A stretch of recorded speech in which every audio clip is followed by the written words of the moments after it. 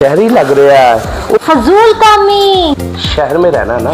Okay ये ना पेंडू है सादा जिहा बंदा। तूफान दे आन दी तला भी आ गई है। हाँ कोल्ड ड्रिंक लेते आओ ते जूस लेंदे आओ ते और अंडे ले आओ होर फ्रूट ले आओ होर लोकी मैनू कहंदे आ बूटा झल्ला। ओ मैं तुहानू कोई झल्ला लगदा? बिना बूटा बहन शाह दिया मेरे भरा को तो मंगवाया पैदल आए हो? ले जिन्ना तू सफर करके आया ना थके आया ते पी बोतल। की होया की है मैनू दस क्या कर किसे तंग किता ते पौने एक ते सिर पाड़ छड़े ने। कोई ऐ की कर रहे हो? आराम पे करना बड़े थक्को होया सारे राह दा। ए फर्श है ला बाहर जुत्ती ला भी है क्यों जुत्ती निराज होंदी अंदर।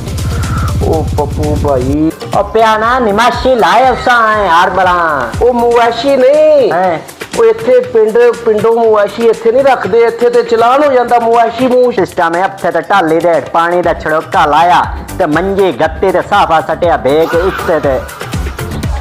हेलो एक मिनट खलो में ਉਹ ਸ਼ੋਰ ਵੀ ਮੈਂ ਹੀ ਪਾਇਆ। हाँ चिड़िया घर आओ हाथी ते मर गया। ਉਹ ਜ਼ਰਾ ਆਸਤਾ ਬੋਲ।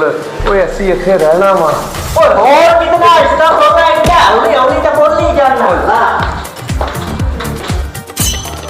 ਉਹ ਲੈਟ ਵੀ ਚਲੇ ਗਈ।